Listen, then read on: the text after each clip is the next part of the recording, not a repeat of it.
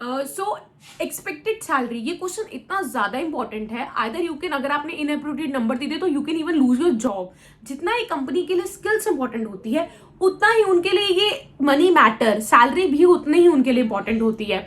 तो मैं आज आपको टिप्स देने वाली हूँ कि कैसे आप अपने इंटरव्यू के अंदर इस क्वेश्चन को एस कर सकते हो, क्योंकि बहुत अलग अलग सिचुएशन आपके पास आने वाली हैं कि भाई पहले ही सैलरी बताओ, कितनी सैलरी आपके पास, फॉर्म में मेंशन करो। कई बार क्या होता है, आपके फर्स्ट इंटरव्यू पे ही पूछ लेते हैं कि फर्स्ट आपका इंटरव्यू है, वही पूछ लेंगे आपसे कि कितनी आपकी सैलरी है। तो ये सारी सिचुएशंस आती हैं आपके पास जब आप एक इंटरव्यू के लिए रेडी होते हो। तो कैसे कैसे उन सिचुएशन को हैंडल करना है so that you can give a right number, जिसकी वजह से आप अपनी जॉब भी लूज मत करो, और दूसरा आपको जो अपनी सैलरी आप एक्सपेक्ट कर रहे हो उतनी सैलरी भी आपको मिल जाए।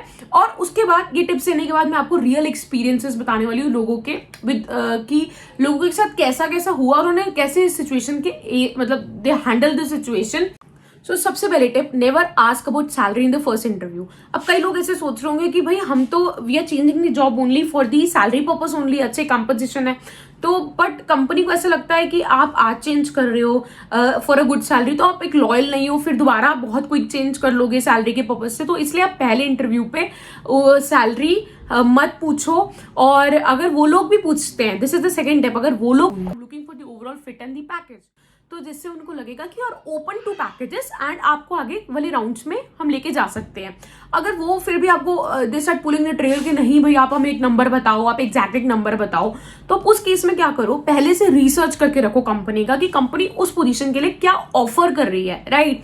अगर आपको उस कंपनी की एग्जैक्ट इन्फॉर्मेशन नहीं मिलती तो आप क्या करो, उस कंपनी सेम इंडस्ट्री में, सेम लोकेशन पे, सेम एक्सपीरियंस है लोगों को क्या ऑफर कर रही है, आप उसकी एक रेंज समझ के रखो कि इतने से इतना एक कंपनी ऑफर करती है इस पोजीशन को, ठीक है। और आप just aim for the middle, मतलब मीडियम जो रेंज है उसको आप उनको बोलो, पर वो रेंज आपके लिए ज्यादा होनी चाहिए क्योंकि अभी नेगोशिएशन भी होगा, तो हो सकता है नेगोशिएशन में और कम कर दिया जाए, राइट। तो एक ऐसी बीच में एक रेंज पिक कर लो जो आपके लिए भी फिट हो, और नेगोशिएशन के बाद तो आप चेक कर सकते हो, इवन ग्लासडोर है, नौकरी है, लिंक्डइन है, वहां पे जाके आप सैलरी एक्सप्लोर कर सकते हो, उस कंपनी के लोगों से बात कर सकते हो, तो आपको एक आइडिया हो जाएगा, राइट। अगर आपको लगता है तो कई बार क्या होता है, कंपनीज पहले ही फॉर्म देती हैं और कहती है फॉर्म को अपना फिल करके सबमिट करो, और इसमें एक्सपेक्टेड सैलरी का ऑप्शन होता है, राइट।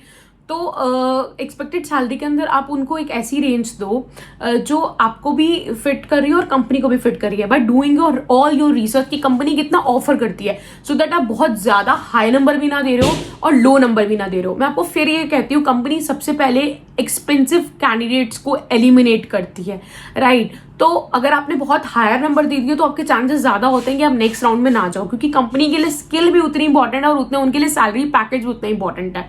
तो ये दोनों चीजें उनके लिए पैरेलली चलती है, तो आपको बहुत ध्यान रखना पड़ता है कि specially when you are new into the career, और या आप अपना करियर चेंज कर रहे हो, तो आपको स्पेशली ध्यान रखना पड़ता है। After the year of experiences ये चीजें उतनी मैटर नहीं करती। सो sharing a real example of my family, ये एग्जाम्पल कॉर्पोरेट से है, बहुत बड़ी कंपनी का है।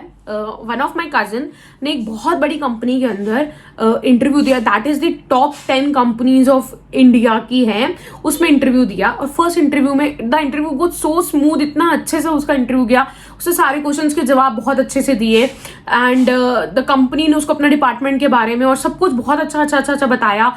इट वॉज लास्ट में तो इतना हो गया था, ही वॉज टेलिंग में कि एक फ्रेंड टू फ्रेंड वाली कन्वर्सेशन हो गई थी, बट उसको उस कंपनी से रिजेक्ट कर दिया गया। क्यों? क्योंकि जब उन्होंने पूछा, बहुत ज्यादा इंटरव्यू इनके बाद उन्होंने पूछा what is your expected salary, तो उसको लगा कि मेरा इंटरव्यू बहुत अच्छा गया और मुझे ही इज वेरी इम्प्रेस, तो he gave a number, very big number, बहुत अपनी सैलरी से काफी ज्यादा नंबर उसने दे दिया, तो जिससे उसके एक्सपीरियंस मैच नहीं हुई, उसके स्किल सेट मैच नहीं हुए, तो उसको वहां से कॉल नहीं आया। सो जो he was expecting a job from there कि मुझे इस कंपनी में 100% जॉब हो जाएगी, बट उसको वहां से बैक कॉल नहीं आया, रिजेक्शन आ गया। क्यों आया? क्योंकि that person gives a very expected, बहुत हाई सैलरी उसने उसको दे दी, राइट। तो मैंने आपको बताया कंपनी दोनों चीजें साथ लेके चलती है, उन्हें स्किल्स एक्सपीरियंस के साथ साथ सैलरी, बजटेड कैंडिडेट भी चाहिए। I'll give you one more example. One of my known was there. She was getting rejected, मतलब वो बहुत ज़्यादा रिजेक्ट हो ही जा रही थी, वो 3-4 इंटरव्यूज में रिजेक्ट हो गई, वो अपने करियर चेंज पे थी। She was moving into development से टीचिंग में जा रही थी, राइट। डेवलपमेंट में उसकी सैलरी ज़्यादा थी और टीचिंग में उसकी सैलरी मतलब दे कांट गिव इट। उसको समझ नहीं आ रहा था मेरे इंटरव्यूज इतने अच्छे जा रहे हैं एंड 3-4 राउंड ले लेते हैं मेरे, फिर भी मुझे वो नहीं दे रहे।